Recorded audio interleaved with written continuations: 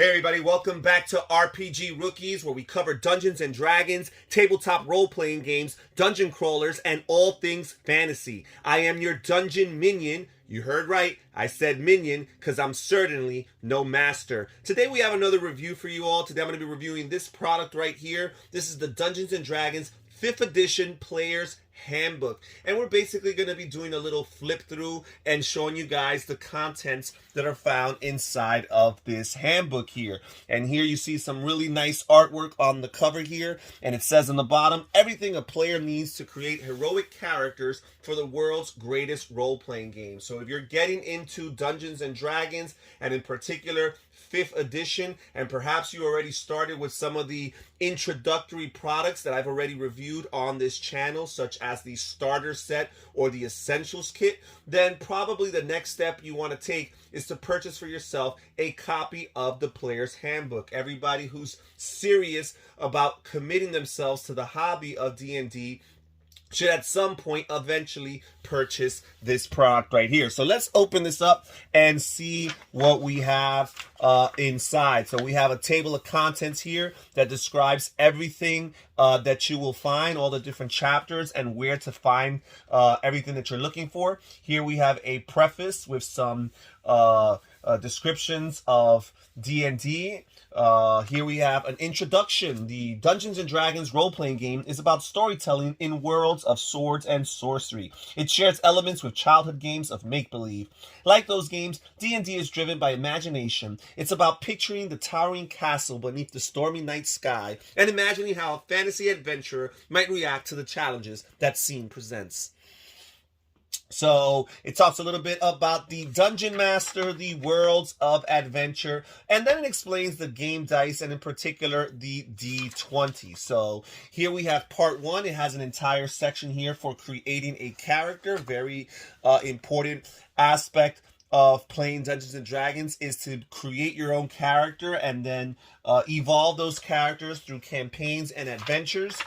So here we have chapter 1, step-by-step characters. First you start by choosing a race, then you choose a class. Here we talk about the abilities, being able to describe your character, choosing some equipment, and then it tells you about aspects for your character beyond the first level and how many experience points they would need in order to advance from level to level going forward. Then we have the next chapter, which is about the races, and it talks to you about the dwarfs and the elf race here. Gives you different names or ideas for names and different traits that are specific to these particular races. Here, what else do we have? Different types of elves. We have the wood elf, the dark elf. We have the halflings here. Let's see. It tells you a little bit about what they're able to do. They're small and practical. They can blend into a crowd. Again, ideas for names and traits that you can apply to your particular character. Then, of course, we have the human characters, right? Human characters with their human traits. We have the Dragonborn. We have the Gnome race. What else do we have here? We have the Half-Elf. We have the Half-Orc. We have the Tiefling. All right, and then we move on to chapter 3 for classes. And let's see the different classes that we find here in this book. We've got the Barbarian. All right, and it tells you some of their attributes, including Rage, Primal Path, Relentless Rage, Feral Instinct. Let's see what else here. Path of the Berserker. All right, Path of the Totem Warrior. Then here we have the Bard. Okay, it tells you some of their class features, their proficiencies, equipment that's typical for this class here, their abilities to cast spell.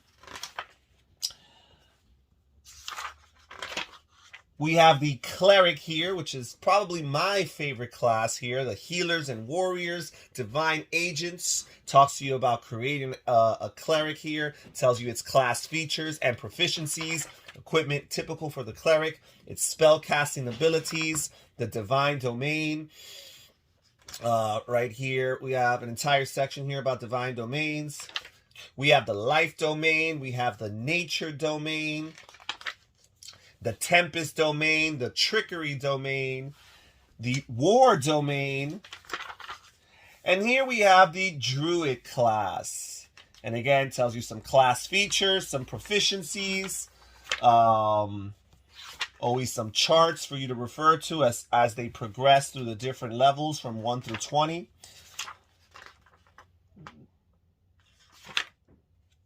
Talks to you about the Druid circles. The circle of the land, the circle of the moon. Then we have the fighter. Many people gravitate towards the fighter class here. Again, at least a list of class features and proficiencies, equipment that's typical for the fighter class. It talks to you about the martial archetypes, such as Champion and Battle Master. It talks to you about the Eldritch Knight and the spell-casting abilities of the Eldritch Knight. Then we have the Monk class here, which again, we go through the table showing the progression from level 1 through 20, the class features, proficiencies, and equipment, the martial arts that the monks are known for. They have Ki and their monastic tradition, Tranquility, and the Quivering Palm, the Way of the Shadow, the Way of the Four Elements, the Elemental Disciplines, the Monastic Orders. Then we have the Paladin, another favorite of mine here. We talk about the Paladin a little bit, the cause of righteousness, how to create a Paladin, their class features, proficiencies, and equipment, the Divine Sense, and their spell casting abilities, including Divine Smite, Divine Health, the Sacred Oath, the Oath of Devotion, the Tenets of Devotion, the Oath of the Ancients and the Tenets of the Ancients, the Oath of Vengeance, and the Tenets of Vengeance. Then we have the Ranger. Lots of people really enjoy the Ranger class as well here. And we have a section here for independent adventures. Though a Ranger might make a living as a hunter, a guide, or a tracker, a Ranger's true calling is to defend the outskirts of civilization from the ravages of monsters and humanoid hordes that press in from the wild. In some places, Rangers gather in secretive orders or join forces with druidic circles. Many Rangers, though, are independent almost to a fault, knowing that when a dragon or a band of orcs attacks, a Ranger might be the first and possibly the last line of defense. All right, so we've got their class features, proficiencies, equipment. A Ranger's a natural explorer. We talk a little bit about their spell casting abilities. The Ranger archetype, the primeval awareness, their ability to hide in plain sight, to vanish, their feral senses. Here we have some different archetypes, including the Hunter and the Beastmaster. And here we have the Rogue. And we talked about the skill and precision of the Rogue, the shady living. Again, the class features, proficiencies, and equipment. Here we have a list of the roguish archetypes, which include the Thief. It includes the Assassin, the Arcane Trickster here. Talks a little bit about spell casting. And then we have the Sorcerer class. Talks about the raw magic and unexplained powers of this class. We've got their features, proficiencies, and equipment. Talks about spell casting, which obviously for the Sorcerer would be the heart of their character. Talks about Sorcerer's origins, including draconic bloodline, wild magic. Here we have a list here, a chart for Wild Magic Surge based on the roll of a D100. Then we have the Warlock class right here. And again, we go through their proficiencies and what have you. So let's see what else we have here. We have the Wizard class. Scholars of the Arcane. I prefer the Wizard class over the Sorcerer class. Don't know why. They're very similar, but different in lots of ways as well.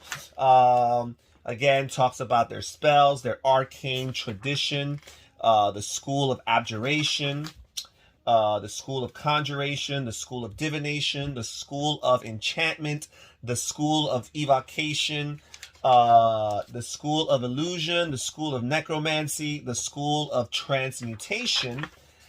And then we are done with the chapter on classes, and we move on to the fourth chapter, which is about personality and background. And that's something that's to not be neglected as far as characters creation is concerned. Sometimes we only think about the character races, classes, and their attributes and stats, but things like their personality and background are very important, starting with their name, their gender, their height and their weight, even get as specific as possible. Other physical characteristics, perhaps how they look, their complexion, their color of their eyes and their hair. And then of course we have things that are very important in D&D, such as alignment. Are they lawful good? Are they neutral good? Are they chaotic good? Are they lawful neutral, or are they neutral? We also have chaotic neutral, lawful evil, neutral evil, and chaotic evil. And here it gives you a description of each of these different alignments. For example, with lawful good, creatures can be counted on to do the right thing as expected by society. Gold dragons, paladins, and most dwarfs are lawful good. Then it talks about languages, very important aspect of D&D. Can you understand people from faraway lands, people from different backgrounds, people from different races? Do you speak their race's languages? Are you multilingual, monolingual?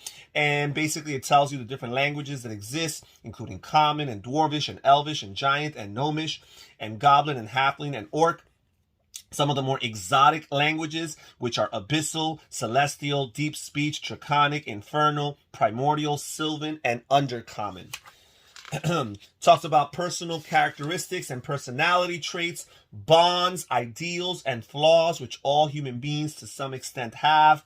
Talks a little bit more about inspiration and the background of the characters here. And we have a description on some of the different potential backgrounds, including the acolyte, the charlatan, the criminal over here. We have the entertainer. We have the folk hero. We have the guild artisan. What else do we have? We have the guild merchant. We have the hermit. We have the noble. We have the outlander. We have the sage over here.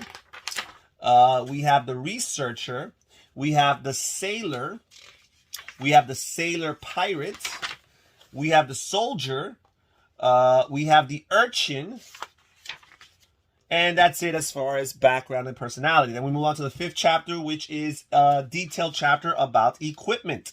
And it talks about the starting wealth by class. Each class has a different type of health that will be determined, and talks about the exchange rate for the different currencies in the game, including copper, silver, electrum, gold, and platinum coins. And then it talks about selling treasure and armor and shields. It has light armor here and heavy armor, and of course medium armor in between. We have some weapons here, and it talks about weapon proficiencies, weapon properties. Alrighty, here we have adventuring gear, and it gives you a list here of different items. A long list here, so it's two sides here. A list of different items, adventuring gear. Okay. Talks about hunting traps and magnifying glasses and potions of healing. Different tools here that you can use, such as musical instruments and forgery kits and poisoner kits and thieves tools. Righty, talks about trading goods and expenses and lifestyle expenses that will be made throughout. It talks about food, drink, and lodging, which are other things that you have to account for when administering your funds. It talks about services and spellcasting services. And then we got chapter 6, which gives you customization options such as multi-classing. Now, multi-classing allows you to gain levels in multiple classes. Doing so lets you mix the abilities of those classes to realize a character concept that might not be reflected in one of the standard class options. Now, it talks here about experience points, hit points, different feats that characters can have. Alert, athlete, actor, charger, crossbow expert, defensive duelist, dual wielder, dungeon delver, durable, elemental adept, grappler, great weapon master, healer, heavily armored, heavy armor master, and all of these different potential feats for characters here.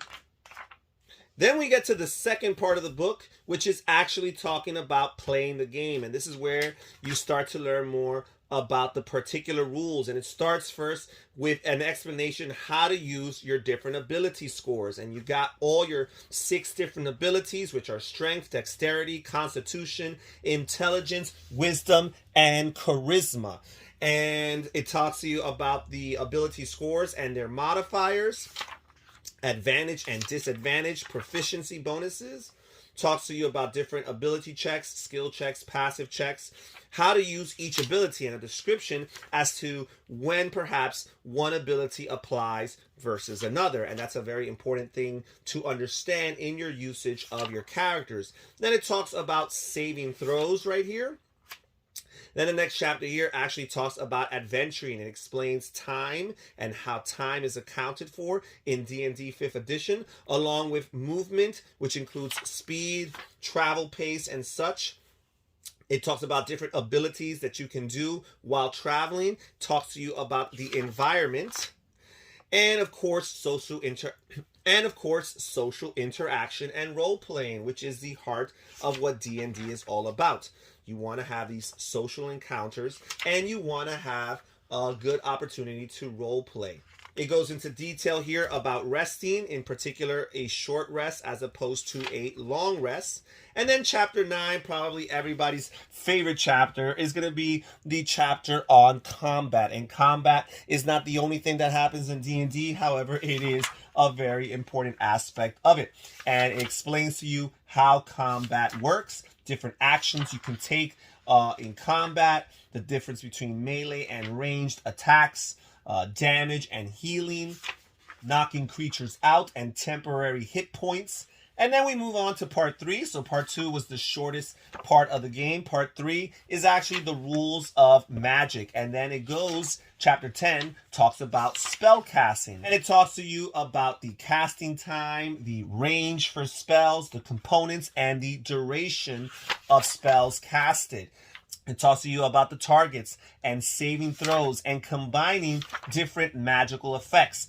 Then in chapter 11, it looks like we have a list of different spells, and they're classified by the different spell types, the different schools that they correspond to, and the different levels that they correspond to. So you have your bard spells and your cleric spells and your druid spells and your paladin spells and your ranger spells and your sorcerer spells. Okay, and the warlock spells and the wizard spells.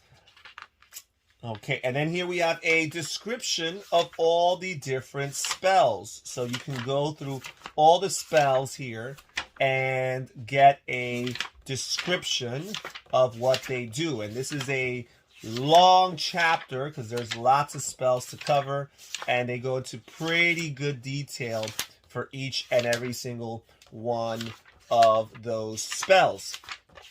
Okay, and then finally we have an appendix. So that's definitely the largest chapter of the book.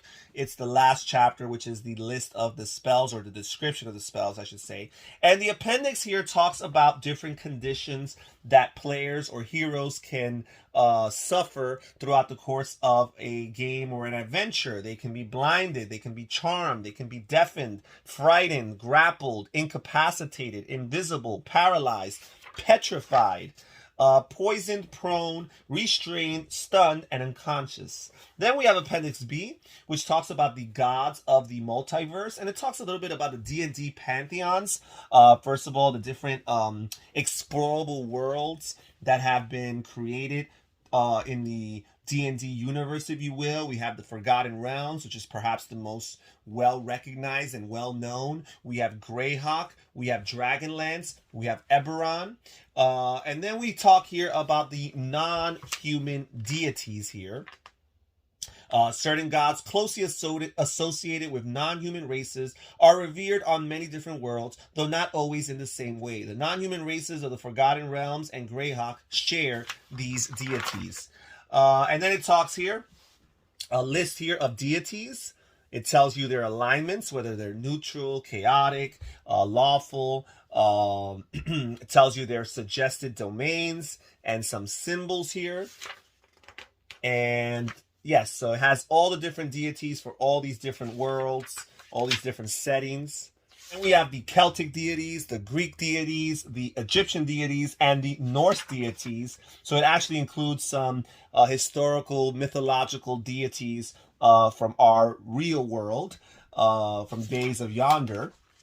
Then we have another appendix here, the planes of existence, and it talks about all the different planes, the material plane, transitive planes, inner and outer planes. Then we have a fourth index here, which is basically just some brief creature statistics. So you have some monsters, some creatures here, and their different stats. Okay. And then finally, we have the fifth appendix, the inspirational reading here. And that's pretty much it for this book here, The Player's Handbook. And that's it for our flip through and review. I really like the way the book is organized, and I really appreciate the artwork and the colors and the explanations that are given in this book and the detail it goes to for each of the different sections. That's it for today's video. Thank you so much for joining us here at RPG Rookies. Comment down below. Tell me what you think about this video here and about this flip through. And I'll catch you guys next time. Take care. Bye-bye.